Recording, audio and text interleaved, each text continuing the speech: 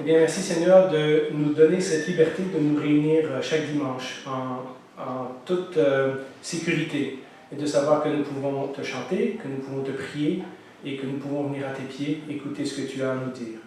Alors que nous regardons le sujet du baptême aujourd'hui, je te demande que ta parole fasse son effet dans nos cœurs, que nous soyons convaincus non pas par les mots que moi je dis, mais par ce que tu nous as révélé de toi et de tes commandements dans ta parole.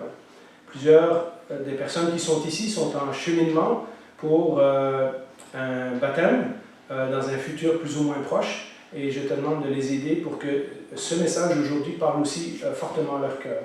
Nous avons eu la joie de voir le baptême de Micah la semaine passée, et certains d'entre nous se posent peut-être encore des questions sur ce sujet. Je te prie de nous éclairer aujourd'hui par ta parole et par ton Saint-Esprit.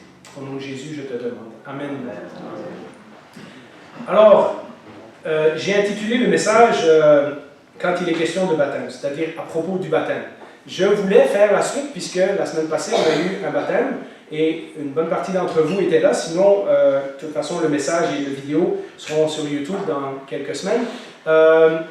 Vous savez qu'on est dans une église baptiste et qu'on pratique le baptême des adultes, pas le baptême des enfants. Et donc, il y en a peut-être, face à la cérémonie de la semaine passée, qui se posent des questions ou qui n'ont pas toujours, on ne leur a pas vraiment expliqué c'est quoi le baptême. Certains ont vu le baptême de Micah et se demandent si peut-être à leur tour, ils devraient se faire baptiser. Vous avez entendu son témoignage et vous avez entendu comment le Seigneur avait transformé sa vie et peut-être le Seigneur a transformé votre vie, mais vous n'avez pas encore fait le geste du baptême et vous vous posiez la question, est-ce que finalement, est-ce que si je suis chrétien, est-ce que je suis obligé de me faire baptiser ou pas? Certains d'entre nous viennent de traditions chrétiennes différentes où on pratique le baptême des enfants et où peut-être depuis tout petit on vous a dit, ben voilà, c'est le baptême des enfants et on ne vous a pas posé la question, ça ne vous a pas dérangé plus que ça. Mais étant maintenant dans une église baptiste, eh bien, vous dites, oui, il y a quand même quelque chose là, etc. Donc, je vous invite à écouter ce que j'ai à dire et à peut-être relire les textes de la Bible et voir si on arrive à la même conclusion. D'autres encore se demandent si c'est obligatoire, puisqu'il y a certains versets dans la Bible qui insistent sur le baptême. Donc, est-ce que si je ne suis pas baptisé, je ne vais pas au ciel? Des questions comme ça. Pour certains d'entre vous, vous n'avez peut-être jamais entendu parler du baptême. Vous avez été dans une église où on ne parle pas de ça.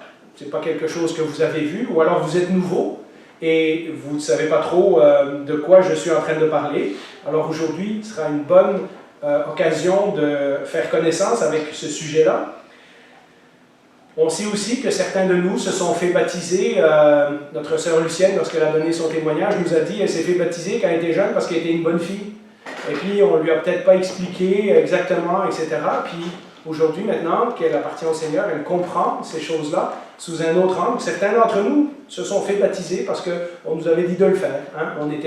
Nos parents étaient chrétiens, ils nous ont emmenés à l'église et ils nous ont dit, ben voilà, tu sais, à 18 ans, 20 ans, il faut que tu te fasses baptiser. Mais on n'a jamais vraiment reçu d'enseignement sur ce sujet. Puis, si on nous demandait pourquoi on s'est fait baptiser, on ne saurait pas trop comment l'expliquer. Certains ont été baptisés donc parce que c'était la tradition, mais bibliquement, on n'est pas sûr. Et puis, il y a tous ceux parmi nous, et ça c'est peut-être une majorité, qui nous sommes fait baptiser depuis tellement longtemps qu'on a oublié qu'est-ce que ça signifie. Qu'on a oublié cette journée qui était d'une grande importance dans notre vie, qu'on a oublié les engagements qu'on a pris ce jour-là avec le Seigneur. Alors, pour toutes ces raisons, et peut-être d'autres raisons que je n'ai pas répondu, j'ai pensé que ça serait bon de compléter le message de la semaine passée par un enseignement complet sur le baptême chrétien, tel que notre Église le comprend et tel qu'on pense qu'il est écrit dans l'Écriture. Ça va? Donc, vous n'êtes pas obligé d'être d'accord avec moi, mais je vous demande quand même de au moins être honnête avec la Bible et, quand vous recevrez mes notes, de retourner dans la Bible et regarder ce que ça dit et voir si ce que j'ai dit aujourd'hui correspond à ce qui est écrit dans la Bible. De toute façon, au fur et à mesure qu'on avance, je vais faire comme d'habitude et afficher les versets de la Bible au tableau, donc vous pourrez déjà les voir pour vous-même et à ce moment-là, prendre une décision pour vous. Alors, ma première question, et aujourd'hui ça va être un peu plus comme un cours, mais je suis certain qu'on va tous en retirer quelque chose de bénéfique. Alors, j'ai posé une série de questions auxquelles je vais répondre. Alors, la première question, c'est pourquoi se faire baptiser? Pourquoi est-ce que c'est si important? Pourquoi dans notre nom, il y a Église baptiste? Pourquoi depuis plusieurs centaines d'années, il y a un groupe d'églises qui se distingue en mettant une emphase importante sur le principe du baptême? Eh bien, d'abord parce que, comme on l'avait déjà dit, je pense que c'était lors du baptême de Sébastien et de Sophia, dans le message, on a dit la première chose, c'est que c'est une obéissance au commandement du Seigneur. Hein, la première raison qu'on le fait, c'est parce que Jésus-Christ nous l'a demandé. Lisons Matthieu 28, 19, ce verset très connu, mais qui est bon de se rappeler. Quand Jésus est à la veille de monter au ciel, il donne quelques dernières instructions à ses disciples. Il leur dit d'aller dans tout le monde, etc.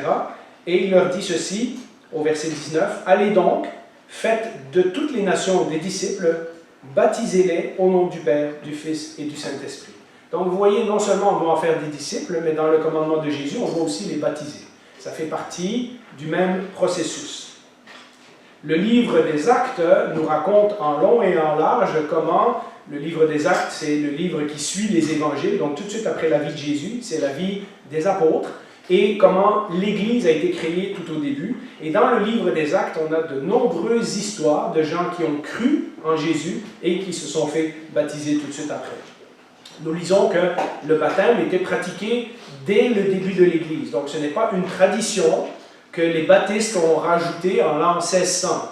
Ce n'est pas une tradition que l'Église catholique a inventée au IIIe siècle. Ce n'est pas quelque chose qui a été rajouté ensuite. C'est clairement dans la Bible, c'est clairement dans les enseignements de Jésus et des apôtres. On voit par exemple dans Acte 18 et dans Acte 2, deux exemples de cela. Cependant, Crispus, le chef de la synagogue, donc à l'origine un juif, quelqu'un qui croyait en l'Ancien Testament mais qui n'avait pas encore cru à Jésus, ça dit, le chef de la synagogue crut au Seigneur ainsi que toute sa famille. Beaucoup de Corinthiens, de la ville de Corinthe, écoutèrent Paul, ils crurent aussi et furent baptisés. Donc vous voyez ce lien entre croire et être baptisé rapidement après.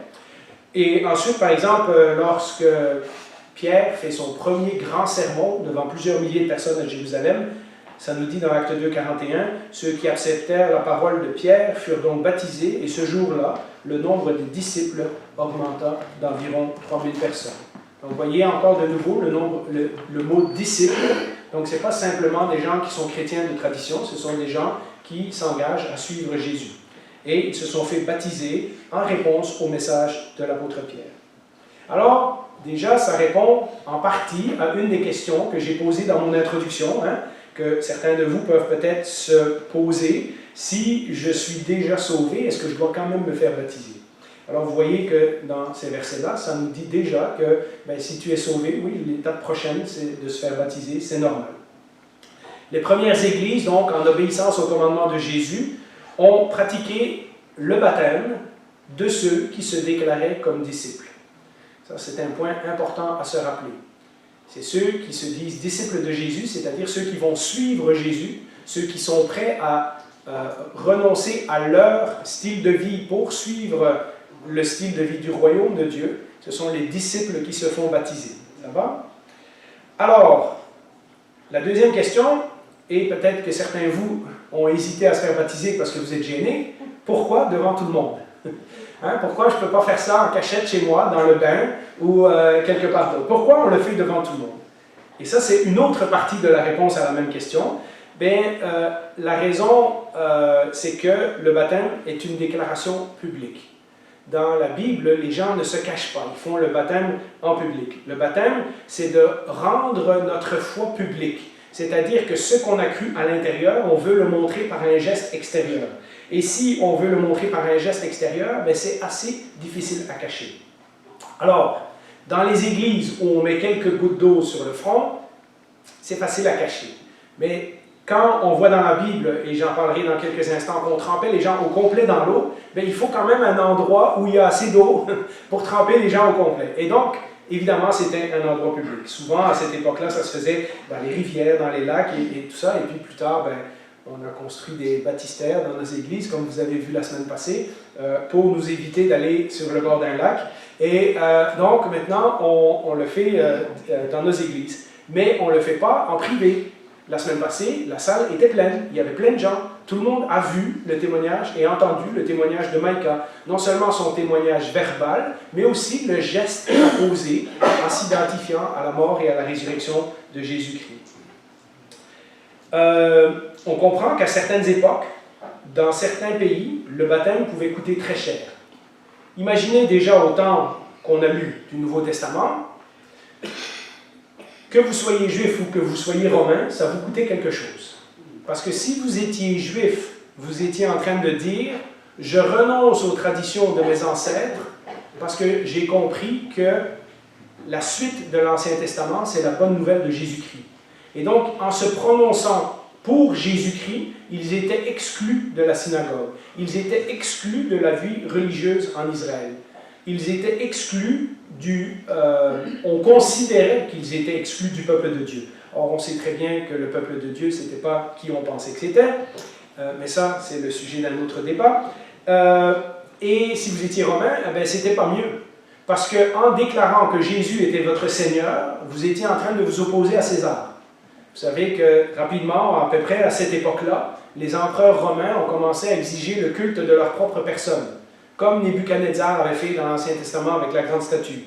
Les empereurs romains se déclaraient divins, fils de Dieu, et ils voulaient qu'on les adore eux en premier. Et lorsqu'un chrétien se faisait baptiser en public, il était en train de dire à tout le monde que son allégeance allait à Jésus avant d'aller à l'empereur. Et ça, dans certains cas, c'était passible de la peine de mort. Le baptême, notre engagement, notre conversion, le moment où on a cru en Jésus, c'est peut-être quelque chose qui vous est arrivé en privé, en lisant la Bible, en priant dans votre chambre, en écoutant une émission à la radio ou quoi. Mais votre foi n'est pas faite pour rester privée. Votre foi est faite pour être exprimée en public. Et donc, le baptême déclare au monde entier que Jésus a changé votre vie. Si je peux vous donner quelques autres façons d'exprimer ce que le baptême signifie, ce que vous dites en vous faisant baptiser, c'est « J'ai l'occasion maintenant de déclarer publiquement mon amour pour Jésus-Christ ». Ou une autre façon de le dire, « J'ai lutté avec Dieu pendant longtemps et maintenant j'ai réalisé que Dieu est tout ce qui compte. Dieu est la personne la plus importante dans ma vie. » Une autre façon que les gens l'ont parfois dit, c'est « J'ai maintenant la chance d'avoir une nouvelle vie en Jésus-Christ. » Pas une deuxième chance à mon ancienne vie, une nouvelle vie qui commence. Ceux qui suivent le cours du baptême, on a parlé en abondance de la nouvelle naissance et de la nouvelle vie, vous savez de quoi je parle. D'une autre façon de le dire, ça pourrait être « Je veux continuer à vivre ce que la parole de Dieu me demande. » La foi vient de ce qu'on entend vient de la parole de Dieu. Un jour, en lisant la Bible, en venant à l'église, en parlant avec vos parents, en écoutant une émission de radio, vous avez compris que vous aviez besoin d'être sauvé par Jésus de vos péchés. Et maintenant, vous voulez continuer à suivre Jésus, donc vous devez faire ce que la Bible demande. Et Jésus a dit, si tu crois en moi, fais-toi baptiser. Et donc, on continue donc à faire ce que la Bible nous demande de faire. Une autre façon encore de le dire, c'est « Je veux montrer extérieurement ce qui m'est arrivé à l'intérieur. » C'est la prochaine étape que j'ai choisi pour suivre Jésus. Le baptême, donc, lorsque vous vous faites baptiser, mais comme je l'ai dit tantôt, ça arrive que des fois on ne nous a pas expliqué exactement c'était quoi, mais maintenant je vous l'explique. Le baptême, donc, déclare publiquement que vous êtes un disciple de Jésus-Christ. C'est une confession publique de votre foi en Jésus-Christ et de votre engagement envers lui. C'est la prochaine étape après le salut et la repentance et la foi, et c'est un fondement important pour la vie chrétienne. Il y a eu des moments dans ma vie où j'ai douté de ma foi. Il y a eu des moments dans ma vie où je me suis éloigné du Seigneur. Mais vous savez, le baptême, c'était presque comme un engagement de mariage. Je me rappelais la promesse que j'avais faite. Et ça me tourmentait, parce que je disais, un jour, je me suis levé, on m'a baptisé devant toute l'Église a prié pour moi, j'ai fait une confession publique et maintenant je vis tout croche comparé au témoignage que j'avais donné. Et le baptême m'a servi plusieurs fois à me rappeler dans quoi je m'étais engagé. Et donc, ça va vous aider aussi à vous rappeler qu'est-ce que ça signifie d'être un disciple de Jésus-Christ. Ça va? Donc, on a regardé Pourquoi se faire baptiser? On a regardé pourquoi devant tout le monde. Maintenant, j'aimerais faire une petite parenthèse parce que vous pourriez avoir l'impression qu'il faut être baptisé pour être sauvé. Alors ma question c'est, est-ce que le baptême nous sauve? C'est-à-dire, est-ce que quand on se fait baptiser, ça veut dire qu'automatiquement on est un enfant de Dieu puis on s'en va au ciel? Puis la question se pose peut-être encore plus pour les traditions où on baptise les enfants, puisque qu'est-ce que moi j'ai eu comme décision à prendre quand j'avais 2 semaines? Hein? Donc, vous voyez, ça se peut très bien qu'il y a des gens qui ont été baptisés très jeunes et qui, plus tard dans leur vie, ont fait un autre bout de chemin et puis tout à coup, ils se rendent compte qu'ils ne sont pas vraiment des disciples de Jésus-Christ. Et donc, il y a une étape où on doit s'assurer que notre vie appartient au Seigneur Jésus-Christ, c'est ça le plus important. C'est une question légitime de se poser, est-ce que c'est le baptême qui me sauve ou est-ce que c'est ma conversion?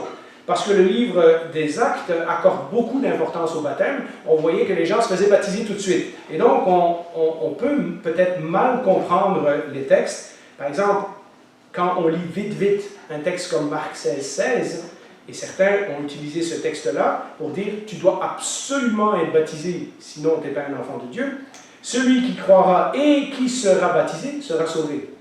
Mais celui qui ne croira pas sera condamné. En lisant pour la première fois ce verset, on peut conclure que pour être sauvé complètement, on doit être baptisé. Alors, si notre Église vous encourage fortement à être baptisé lorsque vous êtes un disciple de Jésus-Christ, comme dans le message que je fais aujourd'hui, je vous rappelle que le brigand sur la croix n'a pas eu le temps de se faire baptiser. Et pourtant, le Seigneur a dit, « Aujourd'hui même, tu seras au paradis avec moi ». Et donc, si on lit la suite du verset, on voit bien que ce qui sauve ou que ce qui condamne, c'est la foi et non pas le baptême. Celui qui n'a pas la foi n'a même pas besoin de se faire baptiser. Ça ne lui sert à rien. Celui qui a la foi devrait se faire baptiser parce que c'est l'étape logique qui suit. Celui qui croit devrait, dès que possible, lorsqu'il est devenu un disciple de Jésus-Christ, suivre sa confession de foi intérieure par une déclaration publique de son salut. En d'autres mots, ce n'est pas le baptême qui fait de vous un croyant ou pas. Le baptême montre que vous en êtes déjà un. Le baptême ne vous sauve pas, c'est la foi en Jésus qui fait cela. Mais vous êtes encouragé par la parole de Dieu à vous faire baptiser si le salut de Jésus-Christ est devenu une réalité dans votre vie. Pour la même raison que d'autres bonnes œuvres ne nous sauvent pas, le baptême en tant que geste, s'il n'est pas la suite logique du fait que vous êtes devenu disciple de Jésus, ne sert à rien. Regardez ce que Éphésiens 2, 8 et 9 nous dit. En effet, c'est par la grâce que vous êtes sauvés. Donc c'est gratuitement, d'accord? Ce n'est pas parce que vous avez fait le geste du baptême. Par le moyen de la foi, et cela ne vient pas de vous, c'est le don de Dieu, c'est un cadeau de Dieu. Ce n'est pas par les œuvres, donc ce ne serait même pas par un geste comme celui du baptême, ou assister à l'église, ou prier tous les jours, ou lire sa Bible, etc. Ce n'est pas par les œuvres, afin que quoi? Afin que personne ne puisse se vanter. C'est donc la foi, ou le manque de foi, qui détermine votre éternité, et qui détermine si vous êtes un enfant de Dieu ou pas, et non le baptême. Cependant, comme je l'ai dit, et c'est pour ça que je prêche le message d'aujourd'hui, si vous êtes persuadé dans votre cœur que vous êtes un enfant de Dieu, si vous avez compris le salut en Jésus-Christ, dans ce cas-là, je vous encourage fortement à vous faire baptiser, parce qu'il n'y a pas de raison de ne pas le faire. D'accord? Ensuite, puisqu'on parle du baptême des enfants, du baptême des adultes, on parle de l'eau, etc., la prochaine question, c'est comment devons-nous être baptisés? Eh bien, de nouveau, la Bible nous donne des réponses assez claires. D'abord, le mot « baptiser » vient du grec, qui signifie immerger ou plonger dans l'eau. Donc, c'est clair qu'il y a quelque chose à voir avec l'eau. Et les premiers baptêmes, si on relit par exemple le baptême de Jean-Baptiste et d'autres, les baptêmes se faisaient dans des grandes étendues d'eau. Regardez par exemple les 2 prochains versets. Jean 3, 23, ça dit « Jean aussi baptisait à Hénon, près de Salim, parce qu'il y avait là beaucoup d'eau, et l'on s'y rendait pour être baptisé. » Donc, Jean-Baptiste baptisait dans les rivières. Alors, comment ça se passait? Eh bien, on descendait dans l'eau. Regardez, Acte 8, 38. Philippe et l'eunuque descendirent tous les deux dans l'eau, et Philippe baptisa l'eunuque. Et on ressortait de l'eau. dès qu'il fut baptisé, Jésus sortit de l'eau. Donc, vous voyez, il y a tout ce geste d'aller dans une étendue d'eau assez grande pour couvrir une personne tout entière, plonger la personne dedans et la relever. Si vous étiez là la semaine passée, vous avez entendu la signification de ce geste-là. Dans Romains 6, Paul nous dit qu'en nous plongeant dans l'eau et puis en revenant à la surface, nous symbolisons le fait que nous sommes morts avec Jésus, morts et enterrés, et que nous revenons à la vie, à une nouvelle vie. Et donc, voilà pourquoi on devait tremper la personne au complet dans l'eau. C'était un symbole de la mort et de la résurrection de Jésus-Christ. Le livre des Actes nous montre que c'était la norme pour tous les croyants. Dès qu'ils devenaient croyants, ils se faisaient baptiser au complet et on identifiait leur baptême avec une image de la mort et de la résurrection de Jésus-Christ. Donc c'est la personne au complet qui était trempée et ce n'était pas juste de l'eau qui était versée sur la tête. C'est vers le 3e, le 4e siècle, dans les années 300-400 qu'il a commencé à avoir des problèmes d'approvisionnement d'eau dans l'Empire romain et tout ça. Les barbares envahissaient, les aqueducs étaient brisés, il y avait moins d'eau qu'avant. Et c'est à ce moment-là que l'Église, pour ne pas gaspiller d'eau, a commencé à faire les baptêmes avec de l'eau. Et encore à ce moment-là, ça se faisait des baptêmes adultes. Hein. Ce n'était pas tout de suite les enfants. Les baptêmes des enfants, c'est venu plus tard. On baptisait même les adultes, on leur mettait un peu d'eau sur la tête en forme de croix, etc. Mais là, il y avait une circonstance un peu particulière et malheureusement, c'est la tradition qui est restée. Mais à l'origine, les premiers chrétiens se faisaient baptiser au complet. Ils se faisaient tremper au complet dans l'eau. Alors, ça m'amène à l'autre question, qui peut être baptisé? Commencer à avoir des réponses dans ce que j'ai dit jusque-là. Hein, on a parlé de disciples, etc. Eh bien, la Bible utilise plusieurs noms pour décrire ceux qui se font baptiser. Mais ils signifient tous la même chose, qu'on appartient à Christ. Le premier, on l'a vu, c'est disciples. Dans Matthieu 28, ça dit « Faites de toutes les nations des disciples et baptisez-les ». Donc, on baptisait les disciples, hein, c'est-à-dire ceux qui suivent Jésus. Parfois, on les appelle aussi les croyants. Un exemple, dans Acte 16, à l'heure même, en pleine nuit, le gardien les prit avec lui et lava leurs blessures. Il fut baptisé aussitôt après, lui et tous les siens. Puis il fit monter Paul et Silas dans sa maison, leur offrit un repas et se réjouit avec toute sa famille d'avoir quoi? D'avoir cru en Dieu. Ou dans une autre tradition, ça dit en croyant Dieu. Donc, parfois c'est appelé les croyants. Il y a d'autres versets aussi qui décrivent les disciples comme des croyants. Ce n'est pas tout de suite qu'on nous a donné le nom de chrétiens. Au début, c'était les croyants ou ceux qui croyaient en Jésus. Les petits Jésus, hein? Et puis voilà, mais c'est différents noms, mais qui veulent tous dire la même chose. Et puis, dans un autre endroit, on les appelle ceux qui ont reçu le Saint-Esprit. Alors, je vous rappelle que si vous êtes croyant, vous faites partie de ceux qui ont reçu le Saint-Esprit.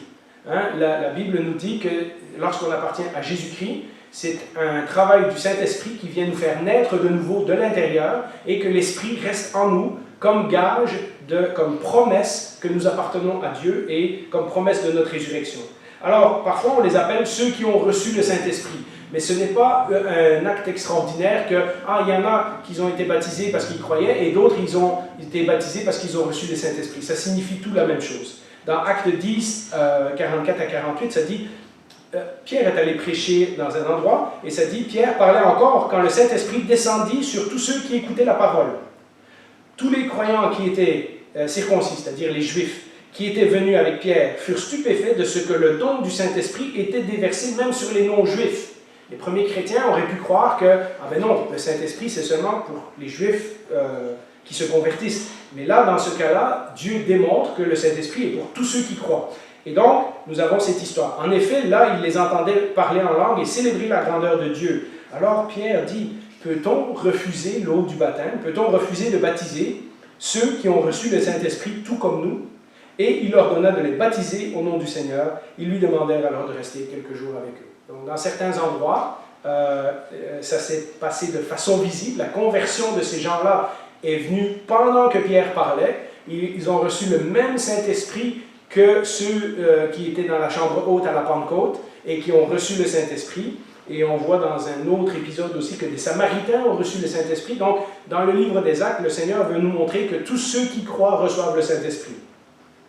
Toute personne qui a pris la décision de croire en Jésus-Christ, de le suivre, qui est né de nouveau sous l'action de l'Esprit, qui s'est repenti de ses péchés, qui a accepté le pardon de Jésus sur la croix pour ses péchés, est appelé à se faire baptiser. Vous vous rappelez, la semaine passée, on a lu Romains 6, et Paul écrit quand vous vous êtes fait baptiser, etc., etc. Donc il prend pour acquis que tous les chrétiens à Rome avaient été baptisés. La seule condition requise pour le baptême est la véritable foi en Jésus-Christ. Donc si vous appartenez à Jésus-Christ et que vous ne vous êtes pas encore fait baptiser, eh bien, c'est la prochaine étape logique. Vous n'avez pas à vous poser 10 000 questions. Hein, suis-je prêt? Suis-je... Ah, mais peut-être que j'ai... Ah, mais je ne suis pas un bon chrétien, etc. Si vous attendez d'être un bon chrétien, vous allez attendre jusqu'à votre libre. Donc, je vous encourage à le faire tout de suite. Hein, la Bible ne nous dit pas, il fallait qu'ils suivent toutes ces étapes-là. Et puis, quand après 10 ans, ils avaient montré qu'ils étaient des bons chrétiens, là, ils pouvaient se faire baptiser. Non, si tu crois, fais un témoignage public de ta foi, montre ton engagement envers Jésus, et voilà. Acte 8, 12, quand ils eurent cru à Philippe qui leur annonçait la bonne nouvelle du royaume de Dieu et du nom de Jésus-Christ, hommes et femmes se firent baptiser. Hein, c'était aussi simple. Ils ont cru, ils ont fait leur témoignage public. Comme je vous dis, là, ça a l'air un peu vite, hein, mais n'oubliez pas qu'à ce temps-là, ça leur coûtait quelque chose. Donc, quelqu'un qui se faisait baptiser à ce moment-là, il s'engageait dans quelque chose de très risqué. Donc, ça voulait dire que leur foi était vraiment sérieuse. Ils étaient prêts à montrer à tout le monde qu'ils suivraient Jésus jusqu'au bout. Ça va? Donc, cela m'amène à une autre question. Quand devons-nous être baptisés? Bien, vous avez remarqué dans ces passages-là que les croyants du Nouveau Testament étaient souvent baptisés le même jour. Le jour où ils faisaient profession de foi, le jour où ils avaient cru. Dès qu'une personne décide de croire en Jésus, elle peut être baptisée et elle est encouragée à le faire. Acte 2, 41, qu'on a lu tout au début, nous rappelle que ceux qui ont accepté le message de Pierre ont été baptisés. Mais n'oublions pas qu'il s'agissait de Juifs. Donc, c'est des gens qui avaient une culture de l'Ancien Testament, qui connaissaient la Bible, qui connaissaient les histoires de la Bible, qui avaient déjà un respect de Dieu, qui avaient des fondations solides et certaines connaissances spirituelles. Et comme aujourd'hui, nous vivons dans une société déchristianisée, et que parfois, les gens qui nous arrivent n'ont jamais été à l'église avant, n'ont jamais entendu parler, eh bien, nous, on fait un cours de baptême. Alors, le cours de baptême, ce n'est pas marqué dans la Bible. Ce n'est pas une obligation, mais on pense que pour poser des bons fondements dans la vie de la personne qui se fait baptiser, c'est bien qu'elle sache au moins un minimum dans quoi elle s'engage. Si vous venez d'une tradition chrétienne, il se peut très bien que entre le jour de votre salut et le jour de votre baptême, ça soit très court, parce que vous savez déjà ces choses-là. Mais si vous n'avez jamais lu la Bible, si vous n'avez jamais été à l'église avant, si tout ça c'est nouveau pour vous, mais c'est normal que nous, en tant qu'église, on prend un peu de temps pour vous former, pour vous expliquer qu'est-ce que ça signifie de suivre Jésus, afin que le jour de votre baptême, vous savez exactement quel engagement vous avez pris. Ça va? On peut baptiser les jeunes dès qu'ils sont assez grands pour comprendre ce que cela signifie et assez matures pour faire une déclaration de foi personnelle en Jésus-Christ.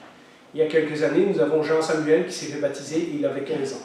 Mais en parlant avec lui, on savait qu'il avait compris, on savait qu'il était sérieux dans sa foi, on savait qu'il voulait vraiment suivre Jésus, etc. Donc il n'y a pas d'âge limite. On préfère parfois attendre un petit peu, quand vous avez 10-12 ans, parfois on va tarder un peu, simplement pour voir que vous avez bien compris, etc. Mais si vous avez 13 ans et que vous me dites, Jean-Philippe, après le cours, là, j'ai tout compris, je suis d'accord avec tout, je suis prêt à suivre Jésus jusqu'au bout de ma vie, etc., je ne mettrai pas d'objection. Ça va? Alors, il n'y a pas un âge limite où on peut se faire baptiser n'importe quand. Parfois, on prend un peu de temps justement pour enseigner les gens, pour évaluer leur foi, pour les aider, etc., pour être sûr que la personne qui veut se faire baptiser a vraiment compris le message du salut, mais il n'y a pas de restriction sur les âges. Tantôt, je parlais qu'un certain nombre d'entre nous se posent des questions sur le baptême, et jusque-là, j'ai répondu à des questions. Mais il y a un paquet d'entre nous qui se sont fait baptiser il y a très longtemps et qui ne se rappellent plus, ou qu'ils ont oublié, ou qui ont peut-être besoin aujourd'hui de se faire rafraîchir par la parole de Dieu. Alors, j'aimerais maintenant regarder quelques conséquences du baptême. La première chose, et c'est pour ça que je vous dis que des fois, des années après, ça va vous aider à tenir ferme dans la foi, c'est que la première chose, c'est qu'il nous rappelle notre nouvelle identité. quand on a vu Micah se faire tremper dans l'eau et ressortir, et quand on a parlé de l'identification avec la mort et la résurrection de Jésus la semaine passée, beaucoup d'entre nous se sont rappelés le geste que eux, ils ont fait aussi, il y a quelques années ou il y a peut-être quelques décennies. Et nous nous sommes rappelés que c'est vrai, Jésus est mort et il est ressuscité. Et moi aussi, ce jour-là, j'ai témoigné que dans ma vie, j'étais mort au péché et j'étais ressuscité pour une nouvelle vie. Notre entrée et notre sortie de l'eau nous identifient à Jésus dans sa mort, dans son enterrement et dans sa résurrection. Ça, c'est le message de la semaine passée. Et c'est notre nouvelle identité. Il nous rappelle que nous avons une nouvelle vie. Et il nous rappelle que dans cette nouvelle vie, nous devons nous détourner du péché. Nous avons promis de suivre Jésus. Le geste du baptême, c'est comme une alliance à son doigt. C'est comme on se rappelle qu'on a fait une promesse à Jésus, une promesse publique. Alors, c'est bien de se rappeler, nous qui avons été déjà baptisés, de notre nouvelle identité en Jésus-Christ. Nous ne sommes plus le vieil homme que nous étions avant. Nous sommes devenus une nouvelle créature en Jésus-Christ. Et si nous luttons avec la tentation, le péché, le découragement, c'est bien de se rappeler que nous n'avons pas besoin de céder à ces choses-là. Nous sommes des enfants de Dieu. Cet engagement nous aide à nous rappeler que nous sommes des nouvelles créatures, que notre nouvelle identité. La deuxième chose, c'est que ça nous rappelle à qui nous appartenons. Je reprends l'image de la bague, parce qu'on pourrait croire qu'une fois qu'on est chrétien, on peut continuer à vivre comme on veut. Or, on l'a vu la semaine passée que dans Romains 6, Paul dit, mais non, vous ne pouvez pas continuer à pécher, vous êtes mort au péché. Maintenant, vous devez vivre une nouvelle vie. Donc ça, c'est le message de la semaine passée. Il sera bientôt sur Internet si vous l'avez manqué. Je vous donne un exemple, l'exemple du mariage. Si je ne suis pas marié et que je porte une alliance, ça ne fait quand même pas de moi quelqu'un qui est marié.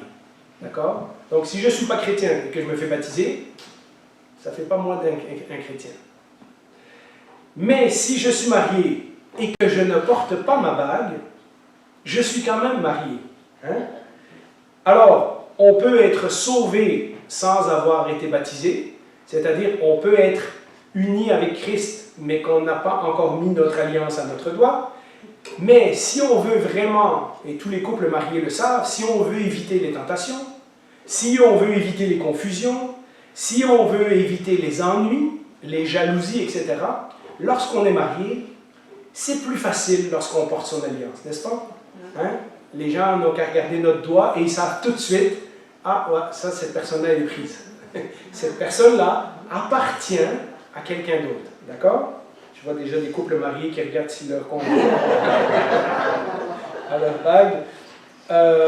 Et je comprends, on est malade, les doigts gonflent, etc. Il peut arriver plein de raisons pourquoi on a perdu la bague dans l'eau de la vaisselle ou ces affaires-là.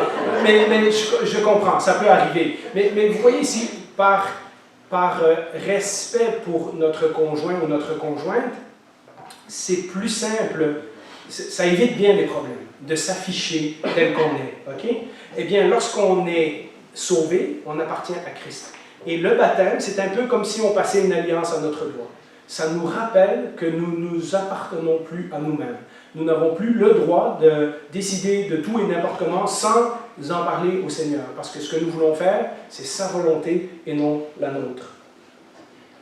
De la même manière, si je fais confiance à Christ pour me sauver de mes péchés, et qu'il est le Seigneur et la joie de ma vie, la personne la plus importante, alors je voudrais que tout le monde le sache, n'est-ce pas? Le baptême, eh bien, c'est la déclaration à tous ceux qui vous voient que j'ai fait confiance à Jésus-Christ pour mon salut et je m'engage à vivre pour lui. Ça nous rappelle donc notre nouvelle identité, ça nous rappelle à qui nous appartenons. Chers amis qui avons été baptisés depuis très longtemps, ça nous rappelle aussi que nous faisons partie d'une nouvelle famille. Le baptême montre une relation entre nous et les autres qui ont été baptisés. Le baptême nous relie au corps de Christ, son peuple sur la terre. Dans le baptême, il y a un véritable sentiment d'être unis aux autres croyants. Une des raisons, par exemple, pourquoi on ne donne pas le repas du Seigneur à ceux qui n'ont pas été baptisés, c'est justement pour établir ce lien-là. Lorsque vous faites partie de la famille de Dieu, vous avez le droit de prendre le repas du Seigneur en commun avec les autres croyants. Et si vous n'êtes pas certain, on vous demande de ne pas le prendre, parce que justement, il y a cette question d'unité et d'union. Et ce n'est pas, lorsque vous vous faites baptiser en public, eh bien, votre foi n'est plus seulement, c'est moi, entre moi et Jésus. Vous rentrez dans un peuple qui est composé de tous les gens qui ont été baptisés. Regardez ce que 1 Corinthiens 12, 13 nous dit. Nous avons tous été baptisés dans un seul esprit pour former un seul corps. Un seul corps. Lorsque nous devenons disciples de Jésus-Christ, nous entrons dans la famille de Dieu. Et c'est bien pour nous qui avons été baptisés depuis longtemps de se rappeler ces choses-là. Lorsque vous vous faites baptiser dans une église, devant d'autres personnes de l'église, vous proclamez publiquement votre relation avec Dieu. Et en même temps, vous demandez à vos frères et vos sœurs qui vous regardent de vous tenir à vos côtés. Vous vous rappelez que la semaine passée, le conseil, on a fait une prière pour Maïka, où on a dit au Seigneur qu'on s'engageait à la suivre, à prier pour elle, à la soutenir, à l'entourer, etc., etc. On demande à nos frères et nos sœurs, le jour de notre baptême, de se tenir à nos côtés, de nous enseigner la parole de Dieu, de nous entourer de leurs prières, de nous entourer de leur encouragement, de nous tenir responsables et aussi de nous donner des occasions de servir dans l'Église. Vous vous soumettez à ce moment-là, lorsque vous suivez le commandement de Jésus, eh bien, vous acceptez de vous soumettre à l'autorité de l'Église. Pas l'autorité comme liturgique, etc., mais l'autorité dans le sens que l'Église est composée de chrétiens plus âgés que vous, qui en savent plus que vous, et vous acceptez de rentrer dans cette famille-là et d'écouter ce que les autres frères et sœurs vont vous donner. En d'autres mots, vous savez, il y a une émission populaire qui s'appelait... ils ont même fait un film il y a quelques années de Lone Ranger, le Ranger solitaire. Eh bien, nous, on n'est pas des Christian Lone Ranger, on n'est pas des chrétiens solitaires. Hein? Le Seigneur nous a mis dans une famille. Le Seigneur a fait de nous un peuple. Et c'est pour ça qu'on se réunit, entre autres choses. Une des raisons qu'on se réunit le dimanche, c'est justement parce que nous faisons partie de quelque chose de beaucoup plus grand que juste moi et Dieu. Et puis finalement, le baptême, c'est aussi une bénédiction. Parce que le jour où on est baptisé, vous vous rappelez ce que Stéphane a dit, « Je te baptise au nom du Père, du Fils et du Saint-Esprit ». Et donc, ça demande la bénédiction du Seigneur sur la personne qui se fait baptiser. Le baptême confirme notre position en Christ, hein, au nom de Jésus-Christ, la présence du Saint-Esprit, au nom du Saint-Esprit qui nous a fait naître de nouveau, et les bénédictions de Dieu qui est devenu notre Père et qui bénit ses enfants, hein, au nom du Père, du Fils et du Saint-Esprit. Les trois personnes de la Trinité sont impliquées dans cette bénédiction-là. Ceci m'amène à la conclusion, est-ce que je peux ou est-ce que je dois me faire baptiser? Alors je vous pose la question, crois-tu que tu ne peux pas être sauvé sans l'intervention de Dieu? Crois-tu que Jésus est mort pour tes péchés? Pas juste les péchés du monde, les tiens personnellement. Crois-tu aussi qu'il est ressuscité des morts parce que la mort ne pouvait pas le retenir? Crois-tu que Jésus habite en toi par son Saint-Esprit? As-tu décidé de vivre avec sa force la nouvelle vie qu'il t'a offerte? As-tu décidé de le suivre jusqu'au bout, quoi qu'il t'en coûte? Alors tu peux être baptisé. Prions.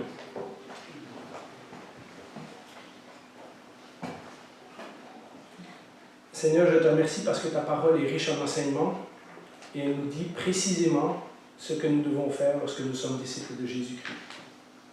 Pour plusieurs d'entre nous, nous sommes en cheminement, nous sommes en cours, d'autres se posent la question, d'autres ont suivi le cours mais ne sont pas encore certains. Seigneur, nous te demandons que cette parole fasse son chemin et son travail dans leur cœur, qu'ils puissent l'accepter, qu'ils puissent l'étudier, qu'ils puissent réfléchir dessus, qu'ils puissent poser des questions et qu'ils puissent prendre la décision qui s'impose. Merci Seigneur pour ce baptême que nous avons eu la semaine passée, qui nous a remplis de joie et de reconnaissance. Merci pour les autres baptêmes qui s'en viendront au cours de l'année. Nous te prions d'avance pour ceux qui suivent le cours, que tu les protèges, que tu les protèges des attaques du diable, que tu les protèges de l'influence de leur ancienne vie, que tu les aides à grandir en toi, que tu les fasses comprendre ta parole, que tu leur fasses réaliser qu'ils font déjà partie de ta famille, même s'ils n'ont pas encore fait ce geste public. Nous sommes déjà là pour prier pour eux, pour les soutenir, pour les entourer. que tu puisses les aider dans les démarches qu'ils ont à suivre, dans les choses que tu montres dans leur vie, les changements, les transformations qui sont en train de se passer. Ceux qui se posent encore des questions, Seigneur, que tu puisses les rassurer. Et tous ceux d'entre nous qui nous sommes fait baptiser il y a déjà bien longtemps, Seigneur, nous te remercions de nous rappeler ce message. Nous te remercions de nous rappeler ce que signifie être un disciple, ce que signifie notre engagement envers Jésus, mais aussi toutes les bénédictions qui en découlent. Le fait que nous sommes une nouvelle créature, le fait que nous appartenons à un nouveau maître, le fait que nous faisons partie d'une nouvelle famille. C'est au nom de Jésus que nous te faisons cette prière et que nous te remercions pour tout ce que tu fais dans nos vies. Amen. Amen.